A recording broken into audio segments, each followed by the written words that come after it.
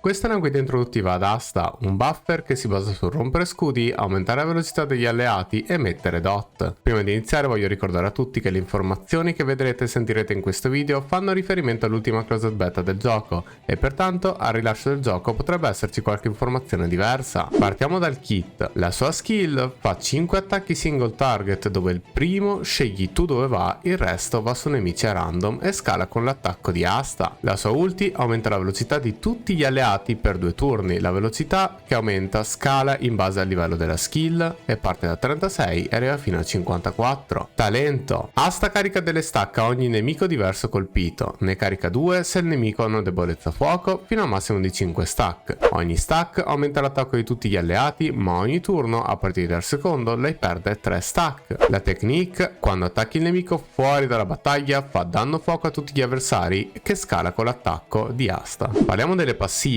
La prima passiva ha l'80% di mettere un damage overtime di tipo fuoco al nemico con l'attacco base per 3 turni. La seconda passiva, quando Asta è in campo, aumenta il danno fuoco di tutti gli alleati dell'8%. La terza passiva, la difesa di Asta aumenta del 6% per ogni stack che ha fino a un massimo di 30%. Costellazioni. C1, la skill di Asta colpisce 6 volte invece che 5 e questa è sicuramente la miglior costellazione che ha e vedremo dopo il perché. C2, dopo che usi l'ultimate, il prossimo turno non ti vengono tolte le stack, perché appunto per via del suo talento lei perde 3 stack ogni inizio turno. C4, quando lei ha più di 2 stack aumenta l'energy regeneration rate del 15% e questo è ottimo perché l'energy cost della sua ultimate è di 130, quindi una forma di energy regen rate automatica è sempre ottima. C6, Asta perde una stack in meno ogni turno. Abbiamo visto le passive, le costellazioni e il suo kit. Parliamo un attimo delle main stat e perché le scegliamo. Iniziamo dal body. Come abbiamo visto, Asta è un support che tende a aumentare l'attacco, la velocità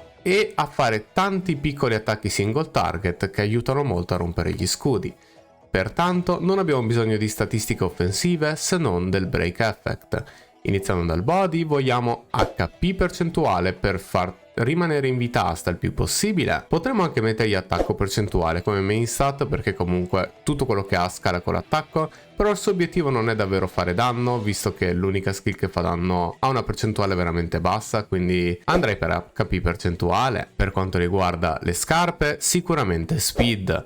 Per via del planetary che sceglieremo abbiamo bisogno di raggiungere 145 di speed e c'è da dire che lei parte con una speed di base veramente alta, quindi probabilmente basteranno le scarpe e un pochettino di substat per arrivare ai 145 di speed richiesta senza contare l'uso della sua ultimate. Per il planar, stesso discorso del body, vogliamo HP percentuale, il nostro obiettivo è semplicemente farla sopravvivere visto che il suo kit è già completo così. Per il link scegliamo break effect percentuale, il motivo per il quale scegliamo break effect percentuale e sarà anche una delle substat che cerchiamo di più è perché break effect percentuale aumenta il danno che fa l'unità quando rompe gli scudi, aumenta il danno dei dot che mettiamo, che abbiamo visto che mettiamo con il nostro attacco base grazie alla passiva e rallenta gli avversari. Per maggiori informazioni sul break effect e sulla speed ho fatto un video apposito, vi lascio il link in descrizione. In ogni caso Asta fa tantissimo multi hit, pertanto break effect percentuale aiuta davvero tanto a fare tanti danni con una statistica molto semplice da buildare, essendo che Asta ogni singolo turno può fare 6 hit a partire dalla C1,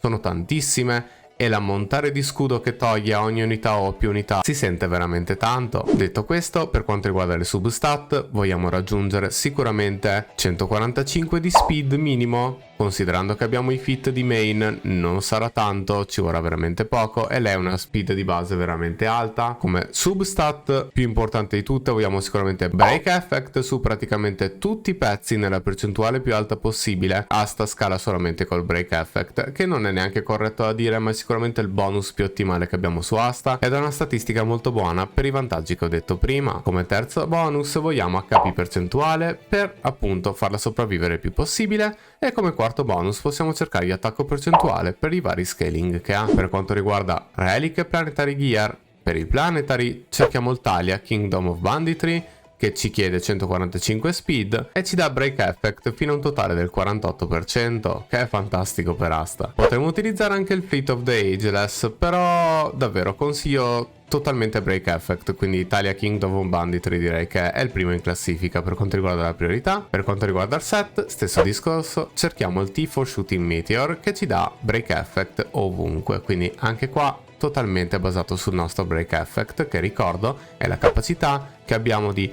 fare più danno quando rompiamo scudi, rallentare i nemici di più quando rompiamo gli scudi e aumentare il danno dei nostri dot. Ogni volta che rompiamo uno scudo mettiamo un dot e con il nostro attacco base mettiamo un dot, quindi questo è il motivo per la quale ci basiamo sul break effect. Come Lightcon, l'unica davvero possibile opzione è il Memories of the Past, che tra l'altro è farmabile nel Forgotten Hall, quindi potete averla tutti al 100%, ci dà break effect percentuale e ci dà energy regen ogni volta che attacchiamo, quindi è veramente fantastica per asta. Quindi ricapitolando molto semplicemente, con asta buffiamo la velocità di tutti gli alleati e questo è ottimo perché aiutiamo anche gli assassin a scalare con armi come In the Hunt, ma assolutamente ci avvantaggia e ci permette di attaccare anche più volte in un singolo turno. Grazie appunto al buff, aumenta l'attacco di tutti gli alleati, ci permette di rompere gli scudi molto facilmente e fare tantissimi danni grazie al suo break effect. E per la guida introduttiva ad asta direi che questo è tutto. Vi ricordo che facciamo queste guide in live la sera su Twitch dalle 8:30, se volete potete passare lì, siete tutti benvenuti. Stiamo anche facendo una guida scritta sotto forma di documento dove metteremo ogni singola guida in formato testuale in modo che tutti possano vederla e la condivideremo non appena sarà un po' completa e magari fatta un po' meglio. In ogni caso vi invito a continuare a seguirmi qua sul canale YouTube o sui miei altri canali per avere accesso poi alla guida gratuitamente ovviamente. E direi che questo è tutto, una buona giornata a tutti e alla prossima!